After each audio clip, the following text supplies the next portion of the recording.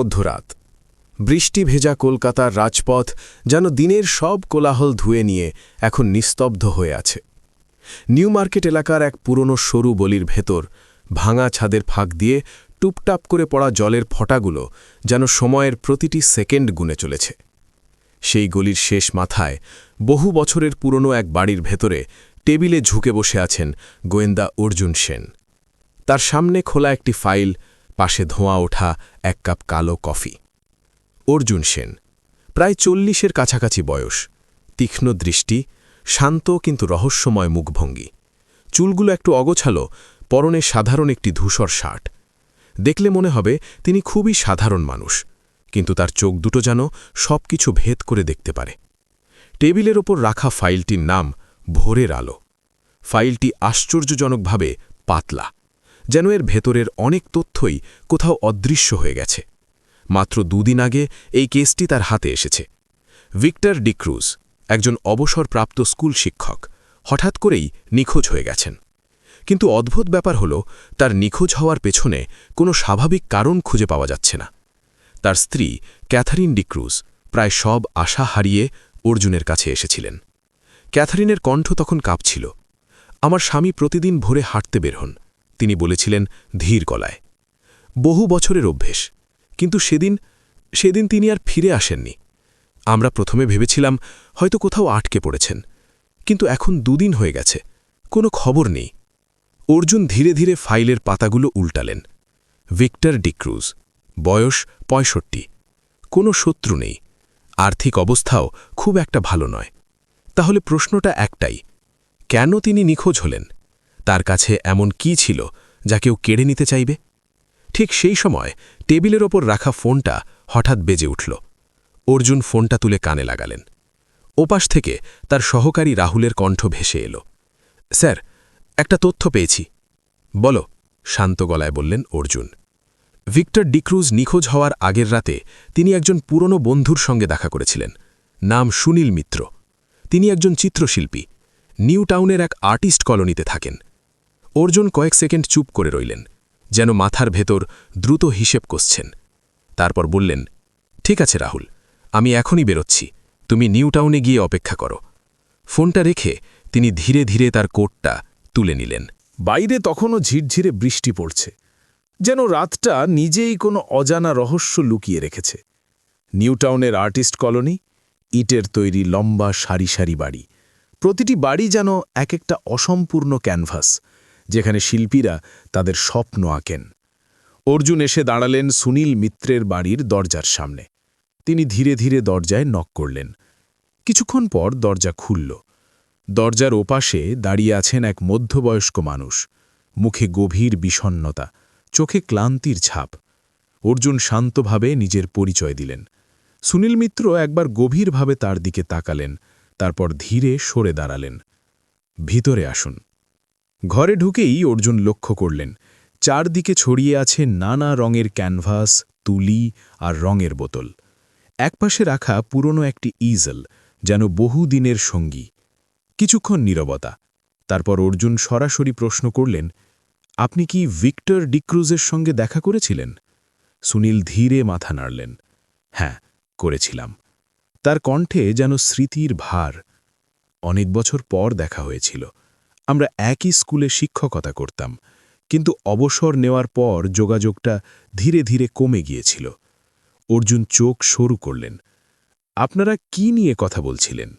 সুনীল কিছুক্ষণ চুপ করে রইলেন। তার চোখ যেন ঘরের কোনো অদৃশ্য কোণে স্থির হয়ে গেল। মনে হল তিনি ভেতরে ভেতরে কোনো দ্বিধার সঙ্গে লড়াই করছেন। তারপর ধীরে বললেন, ও খুব চিন্তায় ছিল। একটু থামলেন তিনি। মনে হচ্ছিল যেন কিছু একটা তাকে তাড়া করছে। কিসের জন্য? সুনীল একটু অস্বস্তিতে পড়লেন। তার চোখ এদিক ওদিক ঘুরছিল, যেন কিভাবে কথাটা বলবেন তা ভাবছেন। অবশেষে ধীরে বললেন, উনি একটা পুরনো কেস নিয়ে কথা বলছিলেন। অনেক পুরনো, প্রায় ৫০ বছর আগের ঘটনা। অর্জুনের চোখ মুহূর্তেই তীক্ষ্ণ হয়ে উঠল। কিসের কেস? সুনীল একটা দীর্ঘশ্বাস ফেললেন। কয়েকজন স্কুল শিক্ষার্থীর নিখোঁজ হওয়ার ঘটনা। আমাদের স্কুল থেকেই এক রাতের মধ্যে ৫ জন ছাত্র হঠাৎ করে উধাও হয়ে গিয়েছিল। তাদের আর কোনোদিন খুঁজে পাওয়া যায়নি। পুলিশ অনেক চেষ্টা করেছিল, কিন্তু রহস্যটার কোনো সমাধান বের করতে পারেনি। অর্জুন এবার একটু সামনে ঝুঁকলেন। তাহলে ভিক্টর হঠাৎ করে সেই পুরনো ঘটনার জন্য এত চিন্তিত হয়ে পড়লেন কেন? সুনীল শান্ত গলায় বললেন, কারণ তিনি একটা বই লিখছিলেন। স্কুলের লাইব্রেরিতে সেই ঘটনার কিছু পুরনো নথি খুঁজে পেয়েছিলেন। সেই ঘটনাগুলো নিয়েই গবেষণা করছিলেন। তিনি একটু থামলেন, যেন কথাগুলো আবার মনে করে নিচ্ছেন।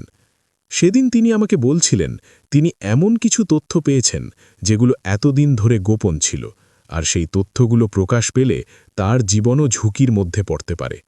অর্জুনের ভ্রু কুঁচকে গেল। তিনি কি আপনাকে বলেননি কি সেই তথ্য? সুনীল ধীরে মাথা নাড়লেন। না, স্পষ্ট করে কিছু বলেননি, শুধু একটা কথাই বলেছিলেন। অর্জুন তাকিয়ে রইলেন। কি বলেছিলেন? সুনীল নিচু গলায় বললেন, তিনি বলেছিলেন যে ভোরের আলোয় সব রহস্য লুকিয়ে আছে। ভোরের আলো, এই শব্দটাই তো তার ফাইলের নাম। সুনীল আবার মাথা নাড়লেন। হ্যাঁ, আর তিনি আরেকটা কথাও বলেছিলেন। অর্জুন স্থির দৃষ্টিতে তাকিয়ে রইলেন। তিনি বলেছিলেন যে যদি আমার কিছু হয়ে যায় তাহলে এই ঠিকানাটা মনে রেখো, ৪২ ক্রিস্টাল টাওয়ার, পার্ক স্ট্রিট। ঠিকানাটা শোনার সঙ্গে সঙ্গেই অর্জুনের মাথার ভেতর যেন একটা আলো জ্বলে উঠল। তিনি আর দেরি করলেন না। সুনীলকে সংক্ষেপে ধন্যবাদ জানিয়ে দ্রুত বেরিয়ে গেলেন। বাইরে তখনও বৃষ্টি পড়ছে। রাহুল গাড়ির ভেতর বসে অপেক্ষা করছিল। অর্জুন দরজা খুলে গাড়িতে উঠে বসলেন। রাহুল, পার্ক স্ট্রিটের দিকে চলো, তিনি দ্রুত বললেন। ৪২ ক্রিস্টাল টাওয়ার। গাড়িটা অন্ধকার ভেজা রাস্তা কেটে দ্রুত পার্ক স্ট্রিটের দিকে ছুটে চলল। ক্রিস্টাল টাওয়ার, একটা পুরনো জরাজীর্ণ বহুতল ভবন। বাইরে থেকে দেখলে মনে হয় বহু বছর ধরে এখানে কেউ থাকে না। ভেতরে কোনো অফিস বা ফ্ল্যাটের চিহ্নও চোখে পড়ে না। তবে ভবনের প্রবেশদ্বারের পাশে একটা পুরনো নেম প্লেট ঝুলছিল। সেখানে লেখা ভোরের আলো। অর্জুন নেম প্লেটটার দিকে তাকিয়ে কয়েক সেকেন্ড চুপ করে রইলেন। তার মনে হল এটা কোনো সাধারণ ফ্ল্যাটের ঠিকানা নয়, এটা হয়তো কোনো গোপন অফিস। ভেতরে ঢুকতেই চারদিকে ঘন অন্ধকার। অর্জুন মোবাইলের টর্চ জ্বালালেন। আলোয় দেখা গেল সামনে একটা সরু সিঁড়ি ওপরের দিকে উঠে গেছে। দুজনেই ধীরে ধীরে সিঁড়ি বেয়ে উপরে উঠলেন। ওপরে উঠে তারা দেখলেন একটা দরজা আধ খোলা। অর্জুন সতর্কভাবে দরজাটা ঠেলে ভেতরে ঠকলেন। ভেতরে একটা ছোট অফিস ঘর, কিন্তু ঘরটা সম্পূর্ণ এলোমেলো। মেঝেতে ছড়িয়ে আছে পুরনো কাগজপত্র, একপাশে ভাঙা চেয়ার, উল্টে থাকা টেবিল। মনে হচ্ছে কেউ এখানে কিছু খুঁজছিল অথবা সবকিছু থসছচ করে দিয়েছে। অর্জুন চারদিকে তাকালেন। হঠাৎ তার চোখ পড়ল একপাশে রাখা একটা পুরনো বুকশেলফে। তিনি ধীরে ধীরে শেলফের দিকে এগিয়ে গেলেন। শেলফের ওপরের দিকে একটা বই চোখে পড়ল। বইটার নাম প্রাচীন ভারতের ইতিহাস। অর্জুন বইটা টেনে বের করলেন। বইটা খুলতেই ভেতর থেকে একটা ভাঁজ করা কাগজ মেঝেতে পড়ে গেল। অর্জুন কাগজটা তুলে নিলেন। কাগজে কিছু সাংকেতিক লেখা, আর তার নিচে একটা সংখ্যা। সংখ্যাটার নিচে ছোট করে লেখা রহস্যের সমাধান, রহস্যের সূচনা। কাগজটা হাতে নিয়ে অর্জুন গভীর চিন্তায় পড়ে গেলেন। ভিক্টর ডিক্রুজ এই অফিসটা ব্যবহার করতেন, আর এই কাগজটাও নিশ্চয়ই তিনি ইচ্ছে করেই রেখে গেছেন। কিন্তু এর মানে কি? এটা কি কোনো ধাঁধা? ঠিক তখনই রাহুলের ফোন বেজে উঠল। রাহুল ফোনটা কানে দিয়ে কয়েক সেকেন্ড চুপ করে রইল। তারপর ধীরে বলল, স্যার, পুলিশ থেকে ফোন এসেছিল। অর্জুন তাকালেন। কি হয়েছে? রাহুলের মুখ গম্ভীর হয়ে গেল। পার্ক স্ট্রিটের কাছেই একটা মৃতদেহ পাওয়া গেছে। পুলিশের ধারণা মৃত ব্যক্তির বর্ণনা ভিক্টর ডিক্রুজের সঙ্গে মিলে যাচ্ছে। অর্জুন নিঃশব্দে কাগজটা ভাঁজ করে পকেটে রেখে দিলেন। তার মুখের অভিব্যক্তি মুহূর্তেই কঠিন হয়ে উঠল। ভিক্টর ডিক্রুজ এখন আর নিখোঁজ নন, তিনি খুন হয়েছেন। আর তার মৃত্যুর পেছনে লুকিয়ে আছে সেই ৫০ বছর আগের অমীমাংসিত রহস্য। কিন্তু ভোরের আলো কি শুধু একটা ঠিকানা, নাকি এর পেছনে লুকিয়ে আছে আরও গভীর কোনো রহস্য? অর্জুন জানেন, এই কাহিনীর শুরু হয়েছে মাত্র। আসল খেলা এখনই শুরু হতে যাচ্ছে।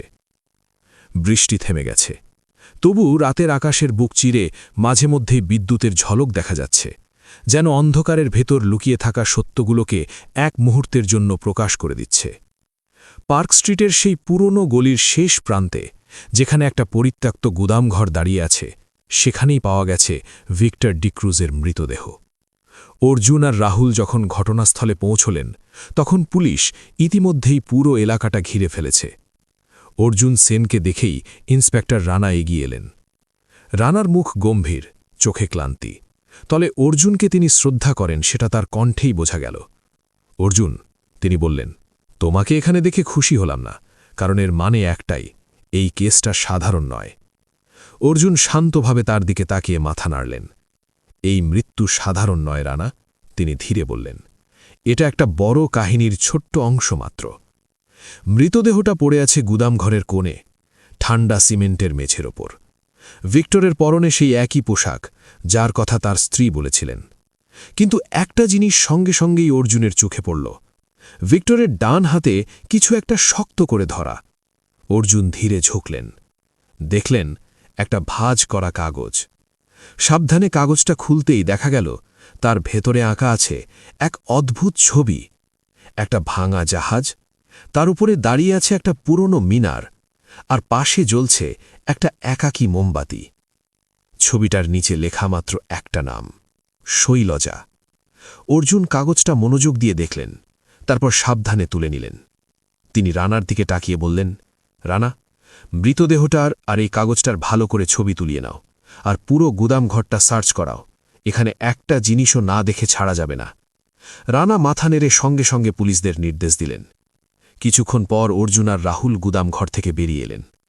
গাড়িতে উঠে রাহুল ইঞ্জিন স্টার্ট দিল। গাড়ি ধীরে ধীরে অন্ধকার রাস্তা ধরে এগোতে লাগল।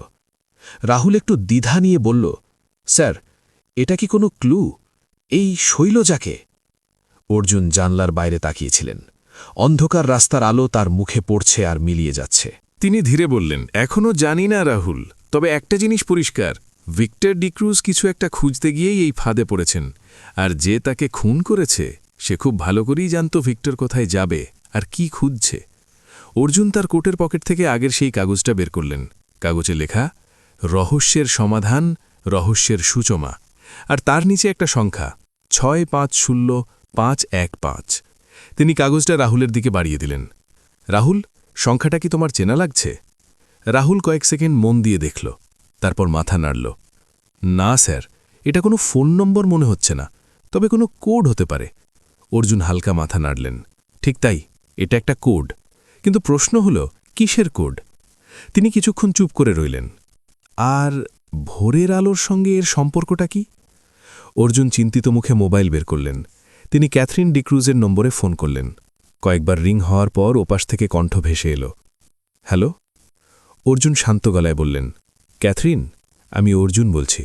একটা প্রশ্ন ছিল, আপনার স্বামী কি ছবি আঁকতেন বা তার কোনো বিশেষ শখ ছিল? ওপাশে কয়েক সেকেন্ড নীরবতা। তারপর ক্যাথরিনের কণ্ঠ কেঁপে উঠল। না, তিনি ছবি আঁকতেন না, তবে পুরনো জিনিসের প্রতি তার একটা অদ্ভুত আগ্রহ ছিল।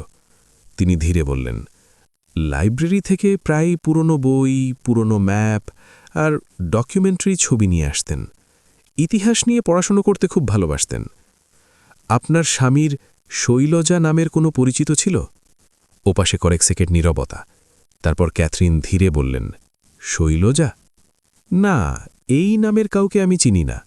আমার স্বামীর পুরনো বন্ধুদের মধ্যেও এই নামের কাউকে কোনোদিন শুনেছি বলে মনে পড়ে না। ফোনটা কেটে দিয়ে অর্জুন ধীরে রাহুলের দিকে তাকালেন। তাহলে শৈলজাকে? তিনি নিচু গলায় বললেন। সে কি এই ঘটনার সঙ্গে জড়িত? রাহুল কিছুক্ষণ ভেবে বলল, যদি এই নামটা মানুষের না হয়, তাহলে এটা অন্য কিছু হতে পারে। অর্জুন ভ্রু তুললেন। যেমন? রাহুল বলল, যেমন কোনো জায়গার নাম বা কোনো প্রতিষ্ঠানের নাম। সম্ভাবনাটা অর্জুনের মাথায় আগেই এসেছিল। তিনি ধীরে মাথা নাড়লেন। তাহলে আমাদের সেই 50 বছর আগের রহস্যের ভেতরে ঢুকতে হবে রাহুল। সব কিছুর শুরু যেখানে হয়েছিল, স্কুল লাইব্রেরিতে। পরের দিন সকাল অর্জুন আর রাহুল পৌঁছালেন ভিক্টর ডিক্রুজের পুরনো স্কুলের লাইব্রেরিতে। লাইব্রেরিটা যেন সময়ের ভেতর আটকে আছে। চারদিকে পুরনো বইয়ের গন্ধ, ধুলোমাখা কাঠের তাক আর হলুদ হয়ে যাওয়া পাতার স্তূপ। এখানে বহু বছরের পুরনো ফাইল আর নথি যত্ন করে সংরক্ষণ করা আছে।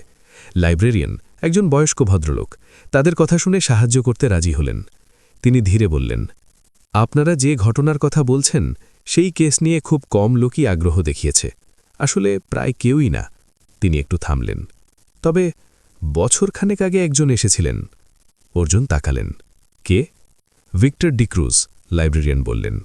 অর্জুনের চোখে এক ঝলক আগ্রহ ফুটে উঠল। তিনি কি কোনো বিশেষ নথি খুঁজছিলেন? লাইব্রেরিয়ান মাথা নাড়লেন। হ্যাঁ, তিনি 50 বছর আগের সেই ঘটনার উপর কাজ করছিলেন।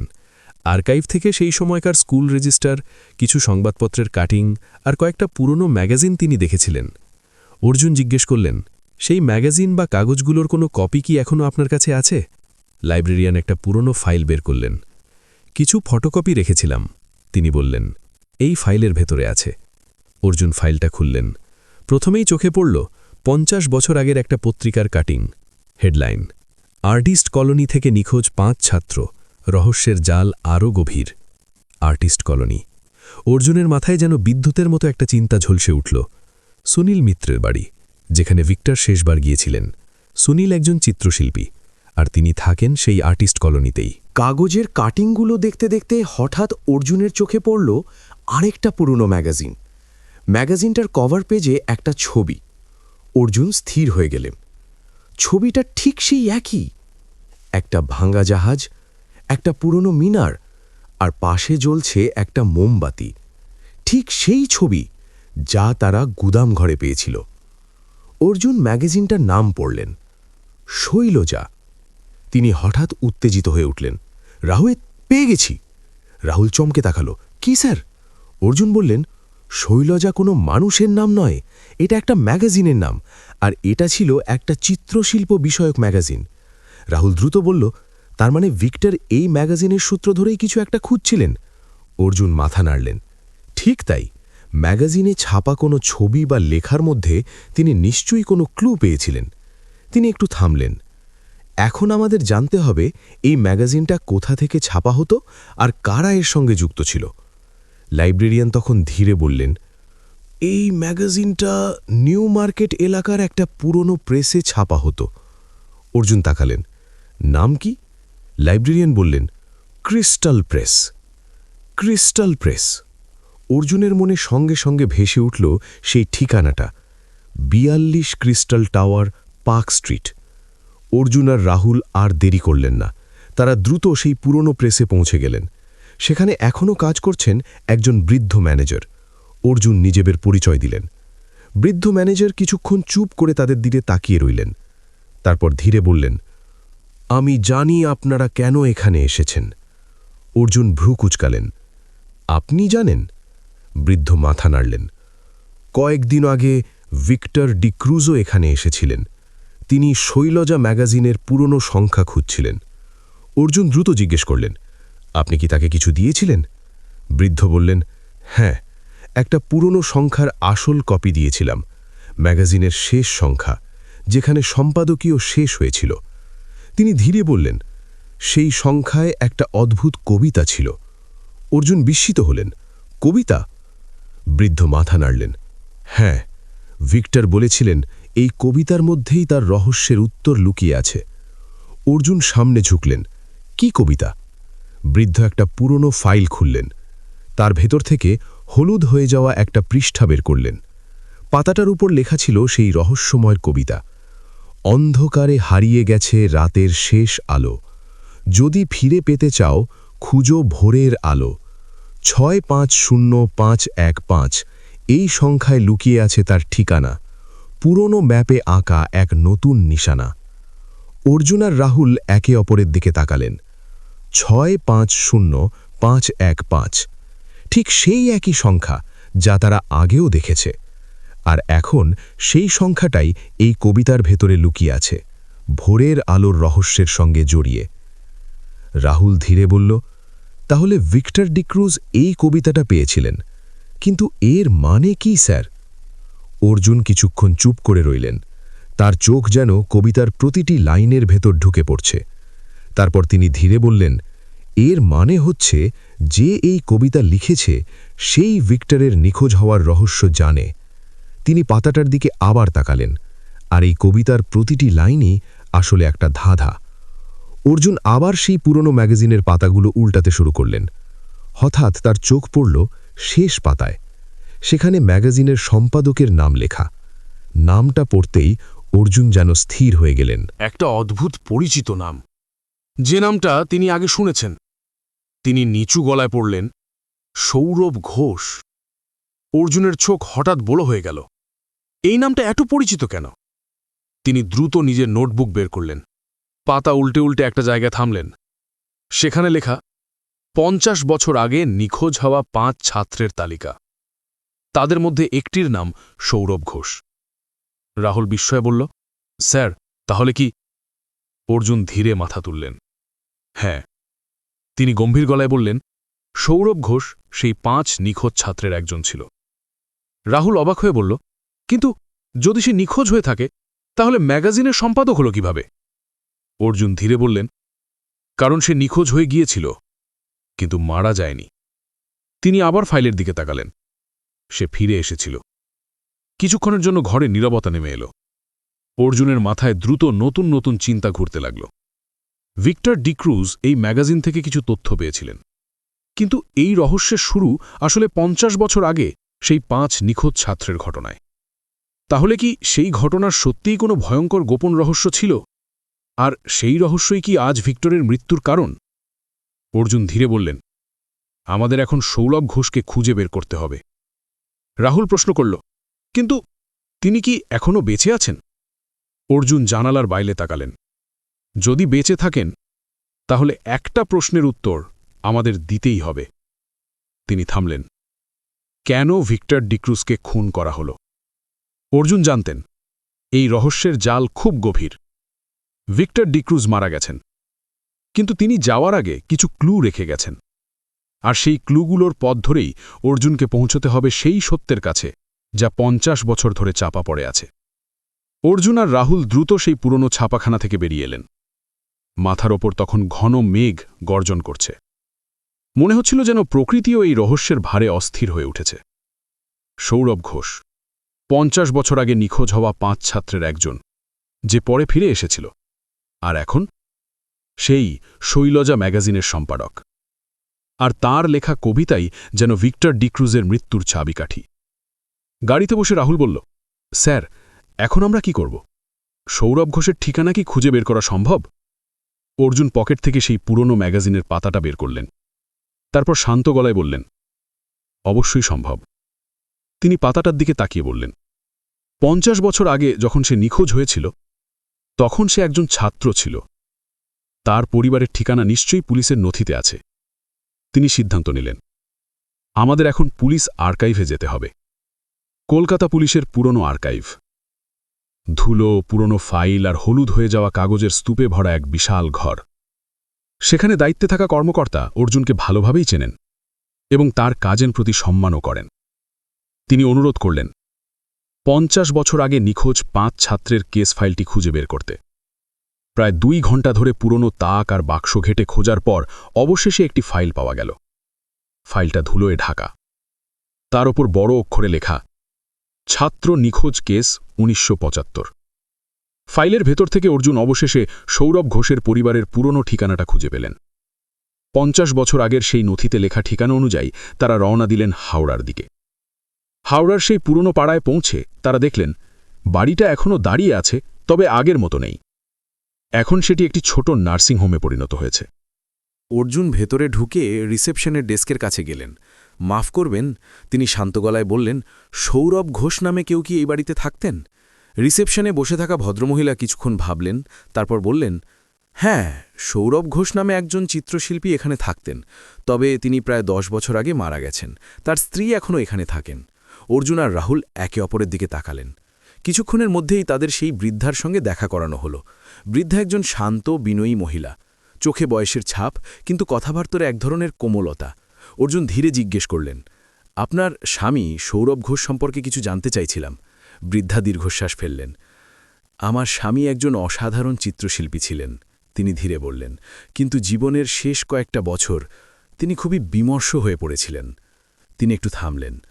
তিনি একটা পুরনো ঘটনার কথা নিয়ে খুব চিন্তিত থাকতেন, এমন একটা ঘটনা যেখানে তিনি নিজেও জড়িয়ে পড়েছিলেন। অর্জুন সতর্ক হয়ে গেলেন। আপনি কি সেই ঘটনা সম্পর্কে কিছু জানেন? বৃদ্ধা মাথা নাড়লেন। না, তিনি আমাকে কখনো বিস্তারিত কিছু বলেননি। তিনি ধীরে বললেন, তবে মৃত্যুর পর তার স্টুডিও থেকে একটা ডায়েরি আর কিছু ছবি পেয়েছিলাম।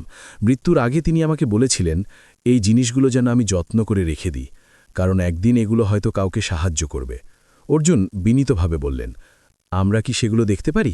বৃদ্ধা কিছুক্ষণ চুপ করে থাকলেন, তারপর ধীরে মাথা নাড়লেন। তিনি তাদের সৌরভ ঘোষের পুরনো স্টুডিওর সামনে নিয়ে গেলেন। ঘরটা অনেকদিন ধরেই বন্ধ, দরজায় তালা। বৃদ্ধা তালাটা খুলে দরজা ঠেলে দিলেন। ভেতরে ঢুকতেই ধুলো আর পুরনো রঙের গন্ধ নাকে এলো। ঘরের এক কোণে ধুলো মাখা একটা পুরনো ডায়েরি পড়ে আছে, আর একপাশে একটা ইজেলের ওপর রাখা একটা ক্যানভাসটা ধুলোয় ঢাকা।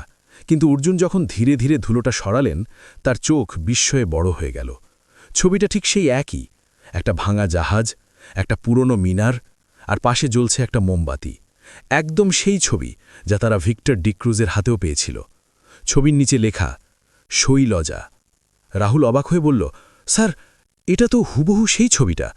সে কিছুক্ষণ ছবিটার দিকে তাকিয়ে রইল। এর মানে কি? সৌরভ ঘোষই কি ভিক্টরকে খুন করেছেন? অর্জুন ধীরে মাথা নাড়লেন। না, সেটা সম্ভব নয়। তিনি শান্ত গলায় বললেন, সৌরভ ঘোষ 10 বছর আগে মারা গেছেন। তিনি ছবিটার দিকে তাকালেন। কিন্তু প্রশ্নটা অন্য জায়গায়। তিনি এই ছবিটা কেন এঁকেছিলেন, আর এই একই ছবি ভিক্টরের কাছে কিভাবে এলো? অর্জুন ধীরে সেই পুরনো ডায়েরিটা তুলে নিলেন। পাতাগুলো উল্টাতে উল্টাতে দেখা গেল প্রতিটি পাতায় সৌরভ ঘোষের ভাবনা, অনুশোচনা আর অদ্ভুত এক ভয়ের ছাপ। কিছু কিছু জায়গায় লেখা যেন তাড়াহুড়ো করে, কিছু জায়গায় কালি ছড়িয়ে গেছে। মনে হচ্ছিল মানুষটা যেন কোনো বড় সত্য লুকিয়ে রেখে বেঁচেছিলেন। অবশেষে তারা ডায়েরির শেষ পাতায় পৌঁছালেন। সেখানে লেখা একটা কবিতা। অর্জুন পড়তে শুরু করলেন, অন্ধকারে হারিয়ে গেছে রাতের শেষ আলো। রাহুল অবাক হয়ে বলল, স্যার, এ তো সেই একই কবিতা। কবিতার নিচে ছোট করে একটা নোট লেখা ছিল, ভোরের আলো আর শৈলজা, এই দুটি আমাদের গোপন ঠিকানার নাম। এই কবিতাটাই সেই ঠিকানার গোপন কোড। অর্জুন কয়েক সেকেন্ড চুপ করে রইলেন। তারপর চোখ পড়ল ডায়েরির একেবারে শেষ পাতায়। সেখানে কাঁপা হাতে লেখা একটা নাম আর ঠিকানা, সুরজিৎ সিনহা, 51 মহাত্মা গান্ধী রোড, কলকাতা। নামটা দেখেই অর্জুন থমকে গেলেন। এই 50 বছর আগে নিখোঁজ হওয়া সেই 5 ছাত্রের তালিকায় এই নামও ছিল, সুরজিৎ সিনহা। অর্থাৎ সেও সেই ঘটনার সঙ্গে জড়িত ছিল। অর্জুন আর দেরি করলেন না। তিনি দ্রুত সেই বৃদ্ধাকে ধন্যবাদ জানিয়ে বেরিয়ে এলেন। গাড়িতে উঠে তারা সোজা রওনা দিলেন মহাত্মা গান্ধী রোডের দিকে। গাড়ি চলতে চলতে অর্জুন গভীর চিন্তায় ডুবে গেলেন। সৌরভ ঘোষ কেন সুরজিৎ সিনহার নাম লিখে গেলেন? সুরজিৎ কি এই রহস্যের আসল চাবিকাঠি? রাহুল হঠাৎ বলল, স্যার, আমরা এসে গেছি। গাড়ি থেমে গেল। রাহুল সামনে দেখিয়ে বলল, মহাত্মা গান্ধী রোড, 51 নম্বর বাড়ি, এটাই সেই ঠিকানা। বাড়িটা একটা আধুনিক ফ্ল্যাট বিল্ডিং। অর্জুন ধীরে এগিয়ে গিয়ে কলিং বেল চাপলেন। কিছুক্ষণ পর দরজা খুলল। দরজার সামনে দাঁড়িয়ে আছেন একজন মধ্যবয়সী মানুষ। তার মুখে গভীর ক্লান্তি, চোখে অদ্ভুত এক যন্ত্রণা। অর্জুন শান্তভাবে নিজের পরিচয় দিলেন। তারপর বললেন, আমরা সৌরভ ঘোষের ডায়েরিতে আপনার নাম পেয়েছি। সুরজিৎ কয়েক সেকেন্ড চুপ করে অর্জুনের দিকে তাকিয়ে রইলেন। তারপর হঠাৎ যেন চমকে উঠলেন। সৌরভ, তার ডায়েরি আপনার কাছে? তিনি ধীরে বললেন, তাহলে সেসব লিখে গেছে। অর্জুন ভ্রু কুচকালেন। বলে গেছে মানে? সুরজিৎ কিছুক্ষণ নীরব রইলেন। তারপর ধীরে দরজা খুলে সরে দাঁড়ালেন। ভিতরে আসুন। বসার ঘরে এসে তারা বসলেন। কিছুক্ষণ চুপ করে থাকার পর সুরজিৎ গভীর নিঃশ্বাস নিয়ে বলতে শুরু করলেন। সুরজিৎ ধীরে ধীরে কথা শুরু করলেন। 50 বছর আগে আমরা 5 জন বন্ধু মিলে একটা ছোট অ্যাডভেঞ্চার ক্লাব শুরু করেছিলাম। নাম দিয়েছিলাম ভোরের আলো। পুরনো রহস্য খুঁজে বের করা, ইতিহাস ঘাটা, এসবই ছিল আমাদের নেশা। অর্জুন মন দিয়ে শুনছিলেন। আর শৈলজা? তিনি জিজ্ঞেস করলেন। সুরজিৎ হালকা হাসলেন, কিন্তু সেই হাসির ভেতরে কষ্ট স্পষ্ট। শৈলজা ছিল আমাদের ক্লাবের ম্যাগাজিন। আমরা সেখানে আমাদের সব অ্যাডভেঞ্চারের গল্প লিখতাম, ছবি আঁকতাম। আমাদের কাছে ওটাই ছিল একটা স্বপ্ন। তিনি একটু থামলেন। সেই রাতটা, যেদিন আমরা নিখোঁজ হয়ে গিয়েছিলাম, আমরা নিউ মার্কেটের কাছে একটা পরিত্যক্ত জমিদার বাড়িতে গিয়েছিলাম। শুনেছিলাম সেখানে নাকি গুপ্তধন লুকানো আছে। ভাবছিলাম সেটা খুঁজে বের করে আমাদের ম্যাগাজিনে লিখব। অর্জুন ভ্রু কুচকালেন। গুপ্তধন? সুরজিৎ ধীরে মাথা নাড়লেন। হ্যাঁ, আমরা ভেবেছিলাম গুপ্তধন পাব, কিন্তু সেখানে আমরা যা পেয়েছিলাম সেটা অনেক ভয়ঙ্কর ছিল। তার গলা ভারী হয়ে এলো। আমাদের 5 জনের মধ্যে 3 জন সেদিন মারা যায়। শুধু আমি আর সৌরভ কোনোভাবে বেঁচে ফিরে আসি। ঘরের ভেতর কয়েক সেকেন্ড নীরবতা নেমে এলো। অর্জুন ধীরে জিজ্ঞেস করলেন, তাহলে সেখানে আসলে কি ঘটেছিল? সুরজিতের চোখ ভিজে উঠল। সেখানে আমরা গুপ্তধন পাইনি, পেয়েছিলাম মানুষের কঙ্কাল আর কিছু গোপন নথি। তিনি ধীরে বললেন, সেই নথি পড়ে আমরা বুঝতে পারি যে পুরনো সেই জমিদার বাড়ির পেছনে একটা বড় অপরাধ চক্র কাজ করত। তারা পুরনো জিনিস পাচার করত, মূর্তি, ঐতিহাসিক জিনিস, সবকিছু। আর সেই জমিদার বাড়িটাই ছিল তাদের আস্তানা। সুরজিৎ গভীর নিঃশ্বাস নিলেন। আমরা সিদ্ধান্ত নিয়েছিলাম সব নথি পুলিশকে দেব। তিনি মাথা নিচু করলেন। কিন্তু আমরা জানতাম যে সেই চক্রের প্রধান খুবই শক্তিশালী ছিল। তিনি ধীরে বললেন, সে আমাদের সরাসরি হুমকি দিয়েছিল, যদি আমরা মুখ খুলি তাহলে আমাদের পরিবারকে শেষ করে দেওয়া হবে। সুরজিৎ মাথা নিচু করলেন। সৌরভ খুব ভয় পেয়ে গিয়েছিল, তাই আমরা দুজনেই চুপ করে যাই। তিনি আবার বললেন, কিন্তু সৌরভ এই ঘটনা কোনো দিন ভুলতে পারেনি। সে সবসময় এই ঘটনা নিয়ে ভাবত, কবিতা লিখত, ছবি আঁকত, আর তার ডায়েরিতে সব কিছু লিখে রাখত। অর্জুন ধীরে বললেন, তাহলে ভিক্টর ডিক্রুজ কেন মারা গেলেন? সুরজিৎ কাঁপা হাতে তার পকেট থেকে একটা পুরনো চিঠি বের করলেন। ভিক্টর ডিক্রুজ একজন শিক্ষক ছিলেন। তিনি লাইব্রেরিতে সেই পুরনো নথিগুলো খুঁজে পান, যেগুলো 50 বছর ধরে লুকিয়েছিল। তিনি চিঠিটা অর্জুনের দিকে বাড়িয়ে দিলেন। তিনি সেই ঘটনা নিয়ে একটা বই লিখতে চেয়েছিলেন। এই চিঠিটা তিনি আমাকে পাঠিয়েছিলেন, আমাকে সাহায্য করার অনুরোধ করে। রাহুল জিজ্ঞেস করল, তাহলে ভিক্টরকে কে খুন করল? সেই অপরাধ চক্রেরই কেউ? সুরজিৎ ধীরে মাথা নাড়লেন। আমি নিশ্চিত নই, কিন্তু আমার মনে হয় যে ভিক্টরের কাছে এসেছিল সে সেই চক্রেরই একজন সদস্য। তিনি গম্ভীর গলায় বললেন, সেই চক্র এখনও সক্রিয়। তারা ভিক্টরকে অনুসরণ করছিল, কারণ ভিক্টর সত্যের খুব কাছাকাছি চলে গিয়েছিলেন। অর্জুন ধীরে মাথা তুললেন। তিনি বুঝতে পারছিলেন তিনি এখন একটা বিশাল অপরাধ চক্রের মাঝখানে এসে পড়েছেন। এটা শুধু একটা খুনের তদন্ত নয়, এটা 50 বছর ধরে চাপা পড়ে থাকা একটা অপরাধের ইতিহাস। রাহুল বলল, কিন্তু স্যার, খুনিকে? অর্জুন ধীরে তার নোটবুক বের করলেন। তিনি একটা নাম লিখলেন। এই নামটা তিনি লাইব্রেরির পুরনো ফাইলে দেখেছিলেন, কিন্তু তখন গুরুত্ব বুঝতে পারেননি। 50 বছর আগে নিখোঁজ হওয়া 5 ছাত্রের মধ্যে আরেকজন, অভিষেক দত্ত, যার আর কোনো খোঁজ পাওয়া যায়নি। অর্জুন নোটবুক বন্ধ করলেন। রাহুল, তিনি ধীরে বললেন, আমার মনে হচ্ছে অভিষেক দত্তই সেই অপরাধ চক্রের সঙ্গে জড়িয়ে পড়েছিল। রাহুল অবাক হয়ে বলল, কিন্তু 50 বছর ধরে সে কোথায় ছিল? অর্জুন জানালার বাইরে তাকালেন। তার চোখে কঠিন দৃঢ়তা। এটাই এখন আমাদের খুঁজে বের করতে হবে। তিনি ধীরে বললেন, কেন সে এত বছর পরে আবার সামনে এসেছে, আর কেন সে এখন ভিক্টর ডিক্রুজকে খুন করল? অর্জুন জানতেন এই কাহিনীর শেষ এখনও অনেক দূরে, কিন্তু এখন তাদের সামনে একটি নতুন লক্ষ্য আছে, অভিষেক দত্ত। তাকে খুঁজে বের করতেই হবে, কারণ তার কাছেই লুকিয়ে আছে এই 50 বছরের পুরনো রহস্যের শেষ সত্য। এই গল্প যদি আপনার মনে সামান্য দাগ কেটে থাকে, যদি কৌতূহল জেগে থাকে, তাহলে আমাদের সঙ্গেই থাকুন। পরের এপিসোড মিস না করতে এখনই চ্যানেলটি সাবস্ক্রাইব করুন, আর এই পর্বটি ভালো লাগলে একটি লাইক দিতে ভুলবেন না। এটাই আমাদের গল্পগুলো এগিয়ে নিয়ে যাওয়ার শক্তি।